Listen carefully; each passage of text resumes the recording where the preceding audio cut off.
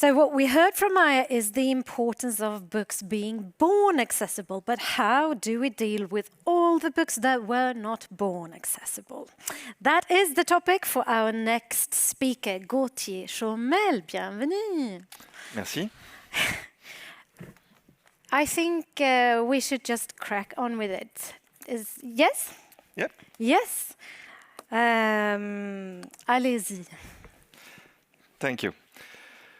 So, hello everyone. My name is Gautier Chomel. I have been in book production since a quarter century now, with 10 years specialization in transforming books to make them accessible for people with print reading disabilities, and 5 years dedicated to trainings in accessible book production. I've been working with the DAISY Consortium and many other organizations. I now work as a project manager for the European Digital Reading Laboratory, EDR Lab, which is an association of digital book ecosystem professionals. We are actually strong of 64 members and mainly work on the deployment of an open, interoperable, and accessible digital publishing ecosystem worldwide. For the one who will be there tomorrow, I'll dig into this association.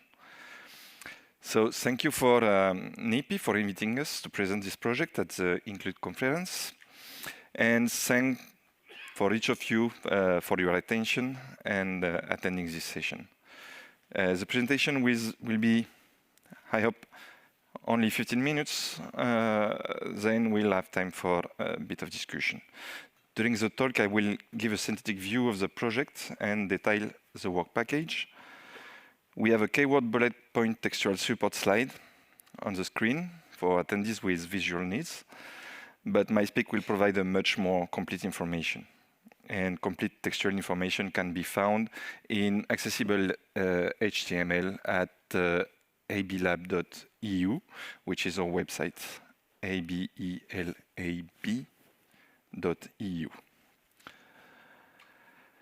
So, what is this about? Accessible Backlist eBook Laboratory, ABLab, is a project funded by Creative Europe, a European Commission program that invests in action to enhance cultural diversity and address the needs and challenge of the cultural and creative sectors.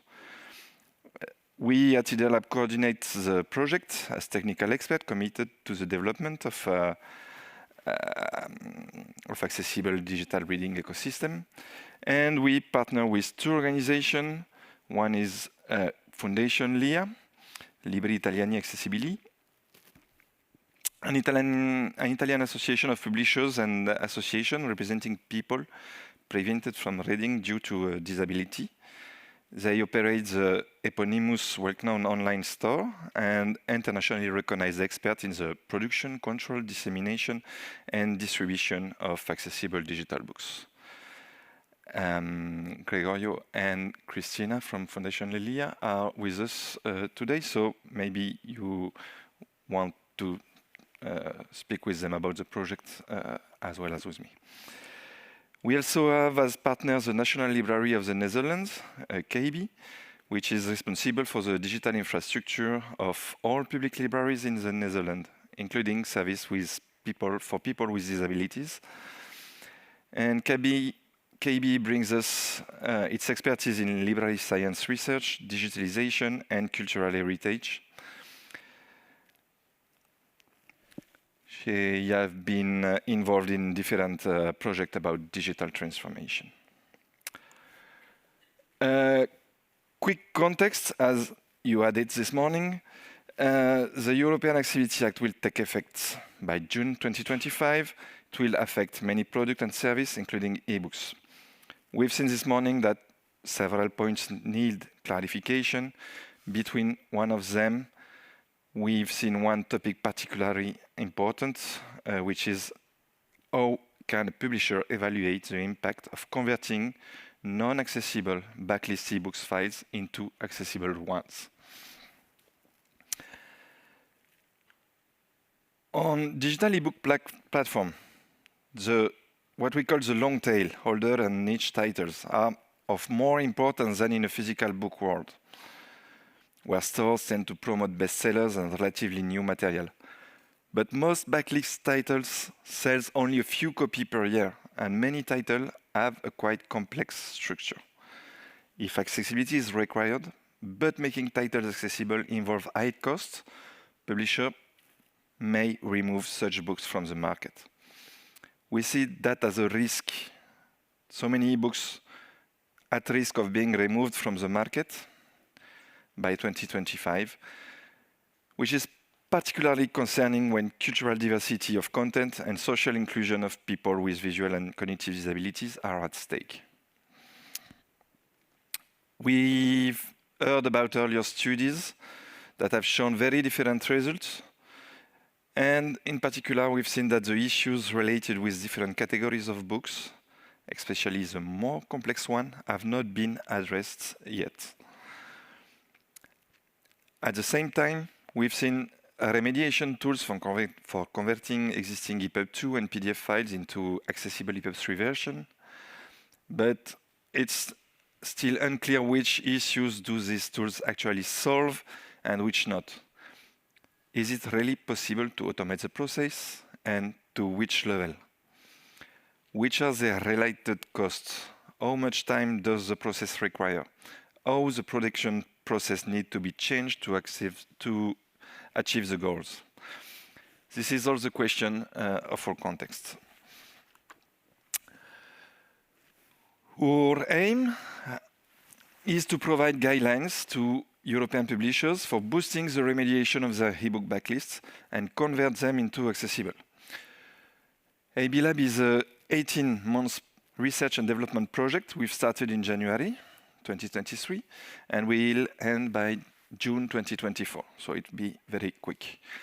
Any publication will be available online at abilab.eu, and if you want to contact the team, you can drop an email to contact@abilab.eu.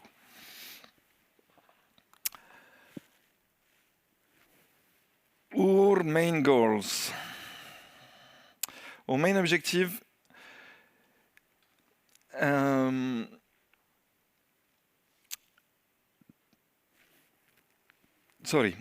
So our main objective will be achieved by analyzing and testing the process and workflow by which ebook of different categories and formats can be transformed into accessible EPUB in the easiest and less expensive way. To do so, different activities will be undertaken.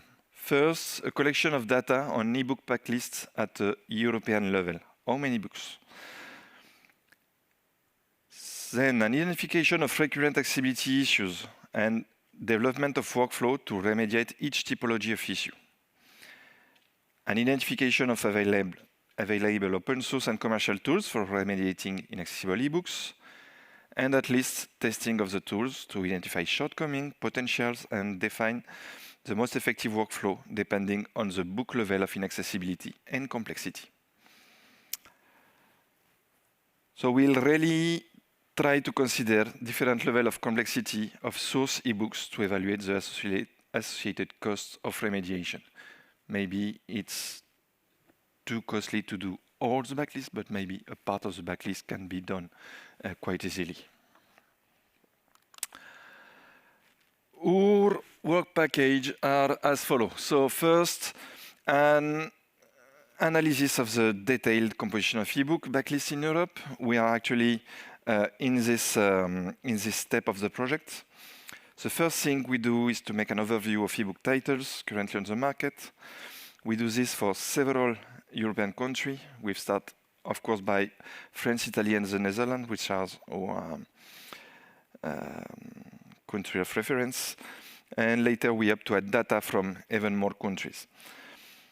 This overview should provide clear context for the later stage of the project and give answer to how many titles are there in different countries, what categories are important to distinguish, fiction, children's books, art book, graphic novel, etc. And what are the formats, EPUB 2, EPUB 3, PDF, that are mainly used by categories. Based on this overview, we will decide what number and what kind of ebook sample we need for a representative study.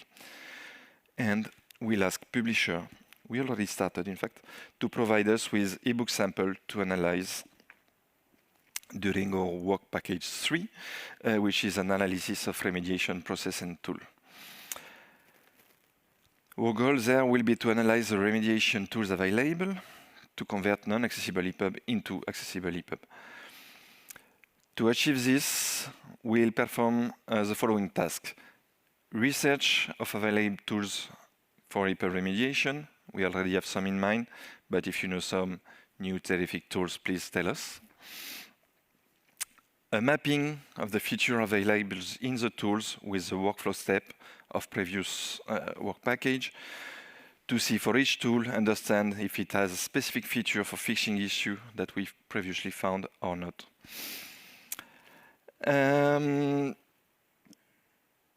We'll test tool with filed not directly on publishers files, but on test file identified by what we found before in publishers files. With that, we have to elaborate a metric to score the tested tools and present a gap analysis based on comparison between expectation and actual results. We wish to identify missing features in tools and help tool creators to do better tools by the future. Once that's done, we'll provide guidelines to European publishers to boost the remediation.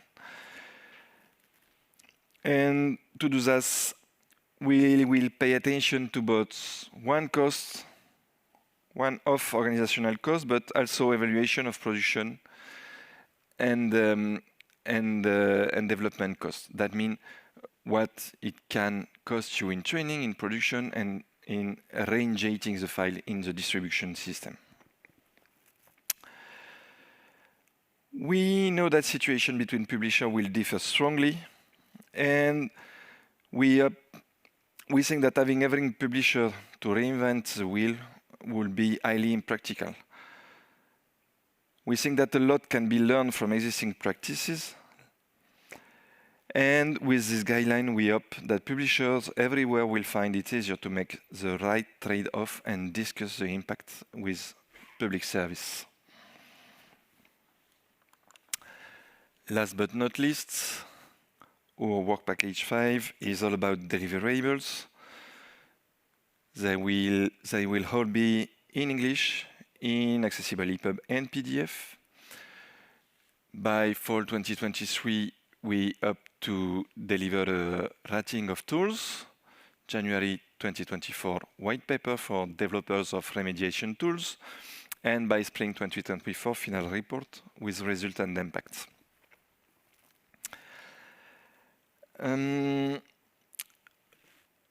Some events are to be in the project.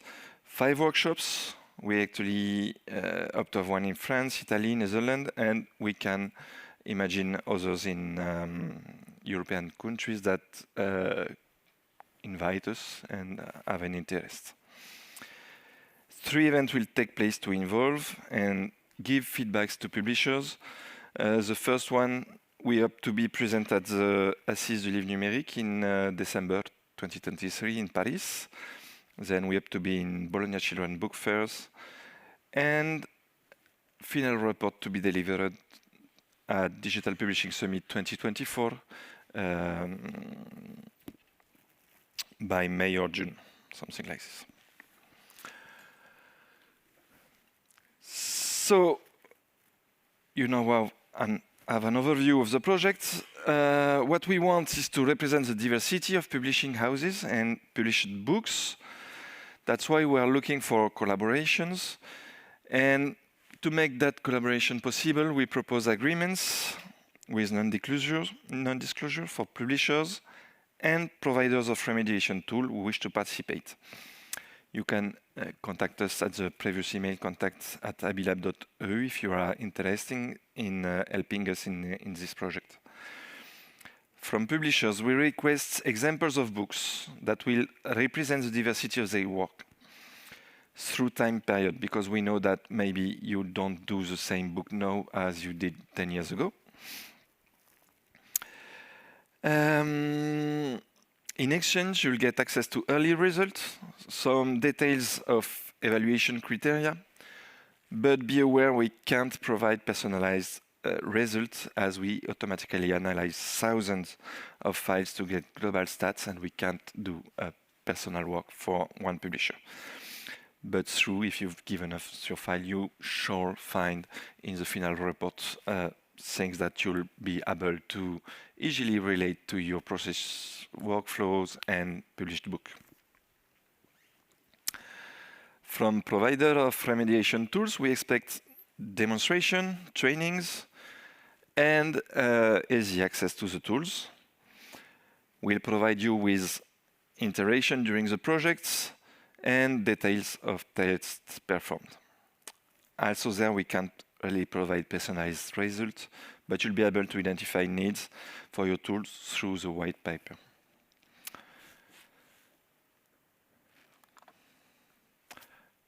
That's it. Thank you for your attention. I have some time for some questions. And remember that all the information is at abilab.eu, and there you will find also the contact address.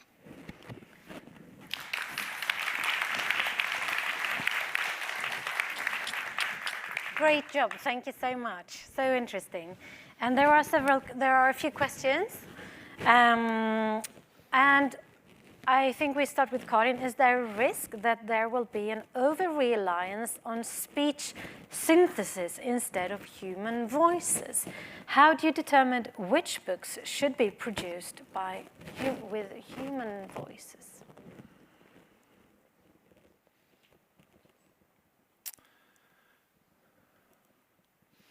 Difficult question, perhaps. Sorry. Yes. The question, did you catch? I'm not sure. No, I think I have it. I think problem with text to speech is that you have to add the correct language tags to your text.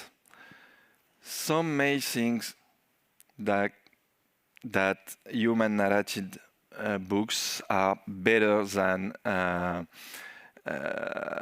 automated narration, but as I previously heard, first keep it simple, and maybe what we want is just to have access to the book. Also, I won't place myself in other wearings, and I'm pretty sure that some of the person concerned with print reading disability will prefer narrated, human narrated books, while others will prefer synthetic voices. Remember always that what is a strong accessibility feature is to have text plus audio synchronized, and it is much easier to get when your reading system is making the voice. So I can't say one is better than the others. Thank you. Could you kindly advise on the methodology to identify books that lack accessibility features? Specifically, I would like to confirm if all EPUB 2 and PDF files should be considered as potential candidates. Additionally, I am curious to know if it is possible to create EPUB 3 books that do not meet accessibility standards. So yes, you can do EPUB 3 files that are not accessible at all. You can have only image in an EPUB 3 files. That was the second part of the question. The first part was, so we are relying there on mainly on Fundación Elia expertise on treatment of accessibility. And of course, all the way and the methodology will be published, but it will be right now maybe a bit complicated to dig into it.